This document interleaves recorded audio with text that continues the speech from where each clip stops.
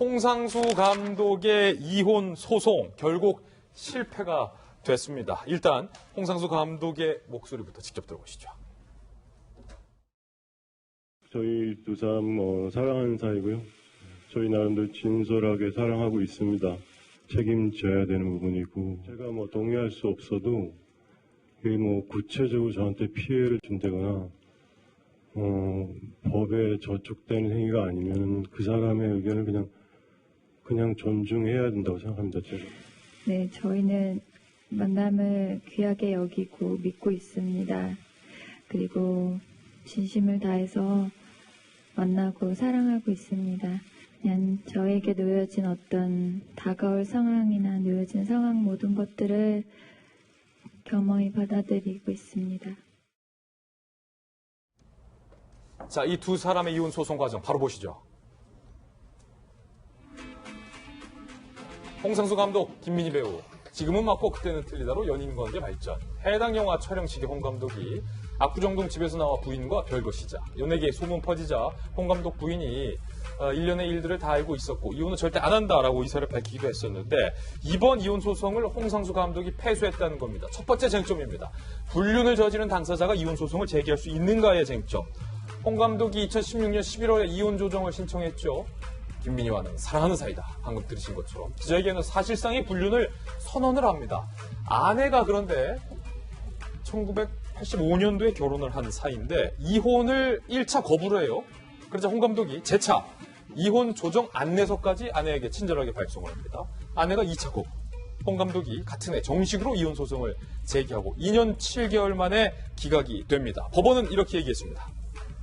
혼인 파탄의 책임이 홍 감독에게 있는 만큼 이혼 청구가 허용될 수 없다.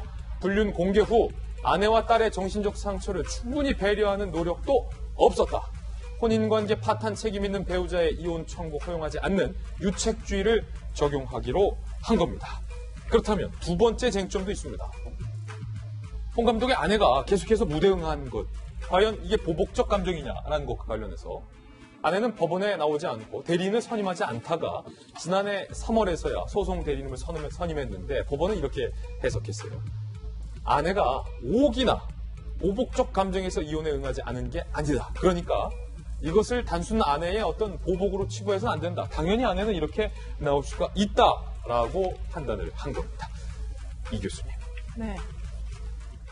이게 도대체 남의 일 같이 느껴지지 않는 게. 남의 일 같이 안 느껴지니까. 이분이 보니까, 감독님이 결혼한 지 30년 되셨더라고요. 30년? 예, 그 30년 만에 지금 이혼이라는 결말로 끝나는 이 혼인 관계가 남일 같이 안 여겨진다는 거예요. 비슷하십니까? 작년에 30년이었기 때문에, 입장을 바꿔놓고, 저희 남편이 지금 30년 지났는데 신뢰관계를 깨고 이런 일을 한다 그러면은 상상하기도 싫을 것 같아요. 예. 그러니, 이 창피하고 수치스러운 일을 도대체 법정까지 쫓아다니면서 이게 싸울 일인가. 맞아요. 그 부분에 대해서 아마 확신하기가 어려웠을 겁니다. 그러다 보니까 결국은 무슨 그 사법부의 권위를 무시해서가 아니라 본인의 입장이 그럴 만한 계제가 못 된다고 생각을 했기 때문에 대응을 안 했던 것 같고요. 그리고 또 한편으로는 워낙에 나이 차이가 많이 나는 남녀이니까 적당히 영화를 찍을 동안만 사귀다가 결국에는 원 가정으로 돌아오겠거니 이렇게 희망이 있었기 때문에 그게 아내 마음이다. 그렇죠. 오기를 이제 기대하려면 적대적이 돼서는 안 되잖아요. 그렇죠. 그러니까 일단은 참아보자 이런 차원에서 법적인 대응을 안 했던 것뿐 사실은 왜 괘씸하지 않겠어요. 괘씸하죠. 네, 그렇죠. 그렇기 때문에 결국에는 지금 법원에서 결국 당연한 결과가 나왔다. 본인이 잘못해놓고 상대방한테 손해가 나는 일을 법으로 해결하려고 하는 이런 비겁한 그러한 이제 처우에 결국 판결이 현명한 결론을 냈다. 저는 개인적으로는 그렇게 생각이 듭니다. 그렇군요. 네. 그러면 변한분 변호사님, 이게 그러니까 유책주의, 법정 용어로 말하면 유책주의잖아요. 책임이 있는 배우자가 적반하장식으로 이혼 소송을 제기할 수 없다. 이게 맞다라는 거죠. 예, 그게 맞는데 이제 사실 이제 그러면은 또 일각에서는 또 이런 얘기들을 합니다. 아니 두 사람이 살기 싫다는데 국가에서 강제로 살라고 하는 게 말이 되느냐? 이건 말이 안 된다. 이게 파탄주의라 그래가지고 이제 둘이 서로 싫어지면 그냥 갈라지게 하자. 그게 맞다라는 얘기를 하십니다. 근데 우리나라가 왜 유책주의를 취하고 있느냐면 사실 그 법원에 고민이 있습니다. 그러니까 저 같은 경우에도 저희 집사람은 제가 그냥 그 약속한 생활비만 주고 나머지 제가 관리하거든요. 사실 저희 집사람은 제가 어느 통장에 얼마 있는지 몰라요. 몰라 자꾸 양쪽에서 아니요. 그러니까 이 말씀을 드린 게 뭐냐면은 저를 깜짝 놀라게 하시네요. 대부분의 남성분들이 그 경제권을 쥐고 있는 분들은 배우자분들이 남성의 경제를 모르거든요. 예. 그러면 만약에 남성분이 이제 잘못된 마음을 먹고 바람 펴야겠다 하면은 자기 누나 숨깁니다. 예. 그러면 이혼소송에 들어가도 여자가 아는 거는 뭐 지금 살고 있는 집 보증금 한 2억 정도밖에 없는 것 같아. 라고 얘기하면 재산분할 하더라도 글쎄 내가 알고 있는 남편 재산 2억이니까 거기 반반 1억씩 나눠 갖고 위자료에서 5천만 원, 1억 5천 받아 나가면 이걸로 끝나는 건가?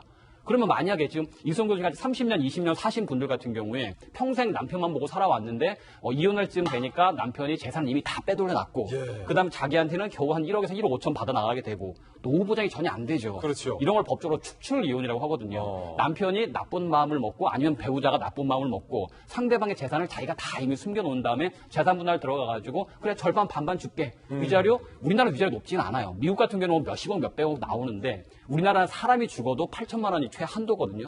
이혼했을 경우에 위자료 3천, 4천 받는 게 정말 힘듭니다. 그러면은 그거 조금 주고 나서는 바람핀 사람은 돈 요만큼만 주고 내쫓아버리고 자기는 새로운 여자와 같이 부유하게 잘 살고 예. 말이 안 되잖아요. 말이 안 되죠. 그러니까 대부분의 경우에 이런 가정들이 8, 90%가 되기 때문에 법원에서는 유책주의로 갈 수밖에 없다라는 문제점이 있는 것이죠.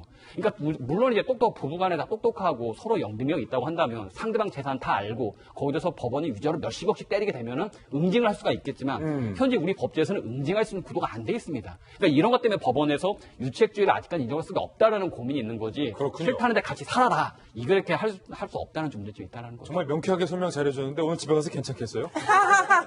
큰일 납니다. 큰일 났어요. 너무 몰입했어. 아, 예, 그러게요. 아이고, 큰일 났어요, 여기. 그렇네요. 한 가지 궁금한 거.